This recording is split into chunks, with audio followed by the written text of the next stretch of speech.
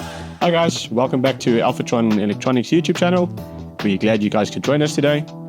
This is part 1 in our new series that we will take a look at the VM41 Vision Mixers. In part 1, we will just do a tour of the control surface and have a look at what all the different buttons do and what you can actually achieve directly from the controller. Stay tuned.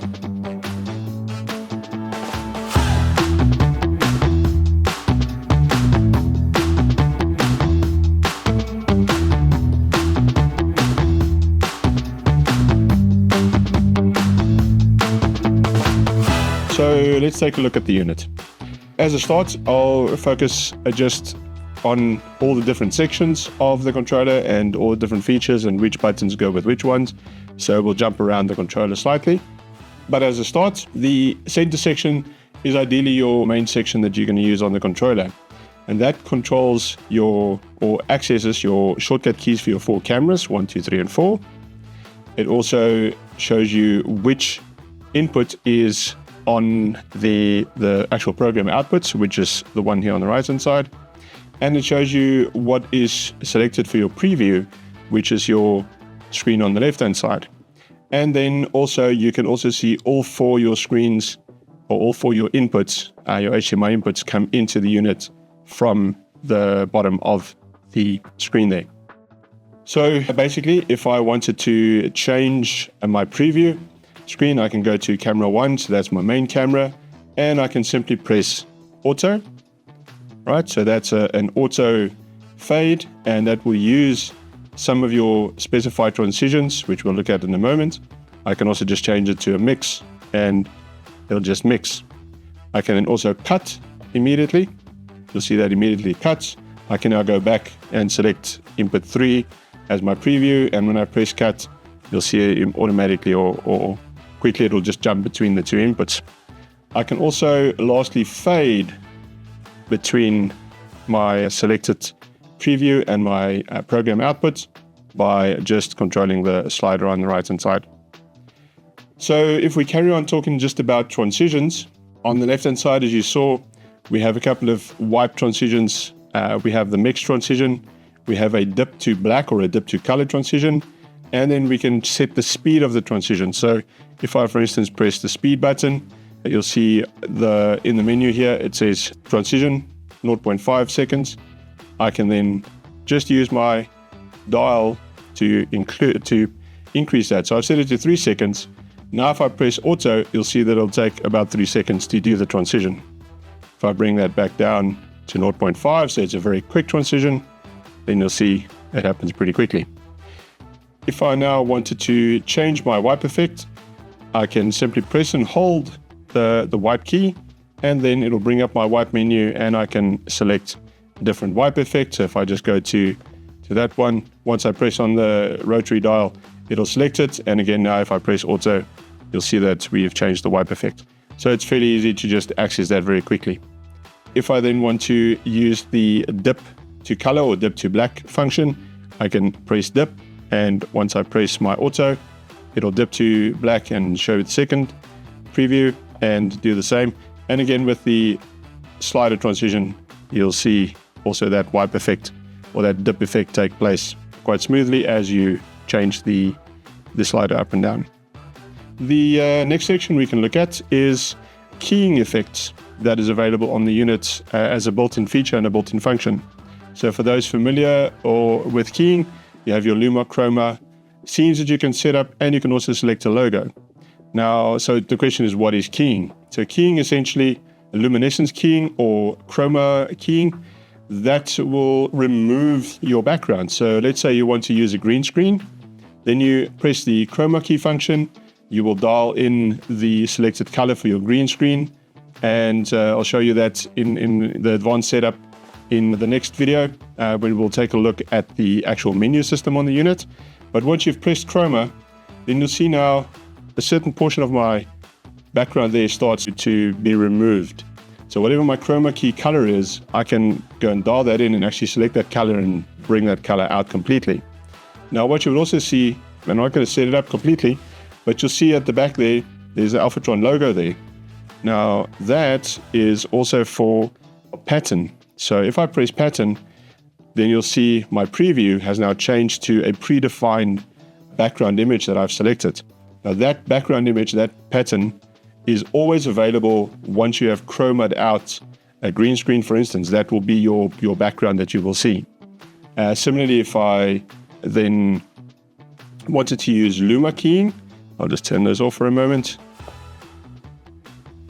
If I wanted to use Luma key, that is luminescence keying, so that takes out a specific portion only of a color. So for instance, I can take out a black background. So if I, for instance, run a title slide or something from my laptop here that has, for instance, a black background or a white background, I can use the Luma key to take out that specific background and, for instance, just leave a title bar at the bottom of the screen, and that will then appear as an overlay. So if I then would do that, I select input 4, which you can see there is a image of the web GUI actually of the unit, which we'll cover in a different video.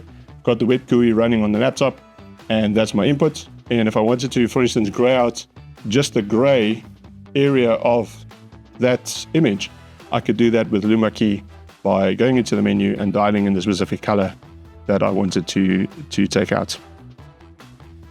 Further to some other keying options and overlay options, we also have the scenes option. Now, scenes allows you to do side-by-side, picture-in-picture, picture-over-picture.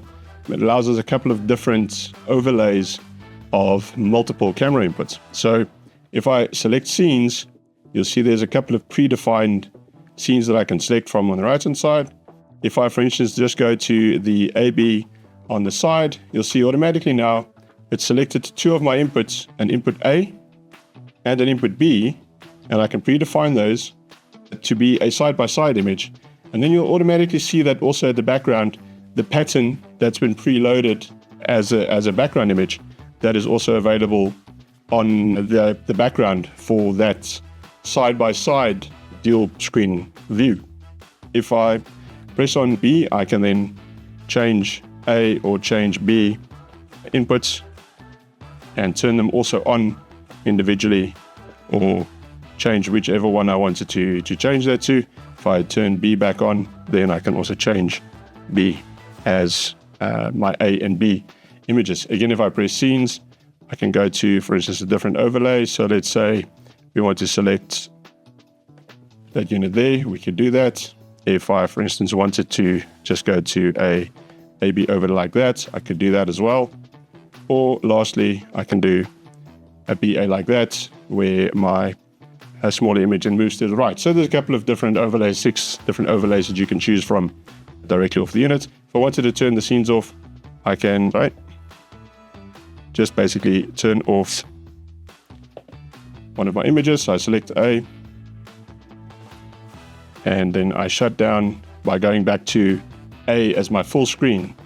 Then it'll take you back to whatever the full screen selection was in terms of which one of your inputs is selected to A. And again, now I can change it as normal on the previews. The last section here at the top, before we just take a look at the cameras, is media options. So the unit is capable of streaming out to 2 different streaming service providers simultaneously. So let's say, for instance, you wanted to set up to stream both to YouTube and Facebook simultaneously, you could do that. You could also stream to a main and a sub feed for YouTube as a failover, for in case something happens to the main feed. Let's say you've got 2 different internet connections and you can set your network system up that way. You can also set up so that the 2 streams go out separately and have a backup stream. So in case you lose something on the main stream, something happens to the internet on that stream, or it's buffering too much or something happens, you can also set up a dual stream output. We will take a look at that in a later episode, but if I could just show you here, that stream setup is set up from the GUI interface directly. So you'll see I've opened up the menu for you there, and there's your stream 1 setup and stream 2 setup that you can set up where those streams are actually pointing to. So basically what you would do is once you hit the stream button, it'll start the stream automatically and start streaming to that service that you provide or that you wish to use, so YouTube, Facebook, or any other service in that sense. Once you press the stream button again, it'll actually then stop the stream. Similarly, if you have a USB drive plugged in, you'll see on the back here from my overhead camera, there is a USB drive plugged into the back. If I press record, it would record everything from my main screen. So both for streaming and recording, whatever is on your main output or your program output will be recorded or be streamed to the either the USB drive or to the streaming channel. Similarly, if I press audio, this will bring up a slightly different menu here on the right hand side. And that's all my different audio channels. So the unit has 2 microphone inputs apart from the 4 actual HDMI inputs. So you could bring your HDMI audio in and you can plug in 2 separate microphones or separate lines, line level instruments or line level feeds from, let's say you have a different off to the side mixer with multiple microphones in it. You can bring those channels in on the unit as well, just as analog inputs. And in here again, I can move around and change any of my settings there. I can turn channels on and off from here to make sure that they are activated, or I can deactivate channels. If I don't want to use a specific HDMI stream, I can just turn the audio off separately from the video in the audio menu as well. Lastly, there's a button there that says shot. I can take a screenshot, so a snapshot of whatever is out on the main output, the program output, by just pressing shot. And you'll see at the bottom here, all the time, every time I press a button, there's a bit of a function explanation or confirmation that a function has been pressed. So again, if I press shot, you'll see it's taken a photo of me essentially looking down from the main camera. Lastly, right at the top, there are a couple of more functions. I can both mute my video, right? So that's a fade to black button, or I can mute my audio separately. So if I press fade to black, you'll see that my master goes to black. And now if I press any of my transitions, nothing is actually happening on my master output or my program output. You'll also see that the fade to black button is flashing red to show you that it is set to fade to black. And again, if I press it, then it'll just come back and fade essentially out of that black image and start casting again on the outputs, both the HDMI outputs as well as the stream and the recording outputs, that your image has been returned. The same with mute. If I press mute, it'll basically just mute all audio output of the unit, again for streaming and recording as well. So the last couple of items we can look at is the camera control. As I mentioned before, there's 4 buttons here that are quick access buttons for the camera control. So if I, for instance, just select camera 2, camera 1 is my main camera, and then camera 2, camera 3, and camera 4 is my camera above. That is the overhead camera. If I select camera 2, you'll see there's a couple of colors that change here on the left-hand side. So that now shows me that I've got camera 2 selected. From the controls of the unit, I can control my white balance directly from here. So I can press and cycle through my white balance modes. And again, you'll see all of that appear at the bottom. I can also put it back to auto white balance, which it is in at the moment. I can change my exposure modes, so aperture and shutter exposure modes from there, as well as my autofocus and manual focus. I can adjust from here. So that's my white balance, exposure, and focus control there. Then I have a button for my zoom, so I can zoom this camera slightly in. You'll see there camera 2 is being selected, being controlled, or I can move that camera slightly around by the joystick. So again, we'll show you how to set that up in an upcoming video. But essentially the controller then features having both the video mixing capability of your 4 inputs as well as camera control over 4 cameras. And they don't necessarily have to be 4 cameras that are actually coming in as individual video inputs, because the camera control is separate from the video inputs. You could have a different vision mixer off to the side that is just doing cameras, bring that into one input, but you can still control your 4 cameras from this controller directly. Apart from having the option for zoom on the control rocker on the left-hand side, I can also use my zoom function as per IPCON-HDMI and the previous version of the IP controller, where I can twist the joystick to zoom my camera. Okay.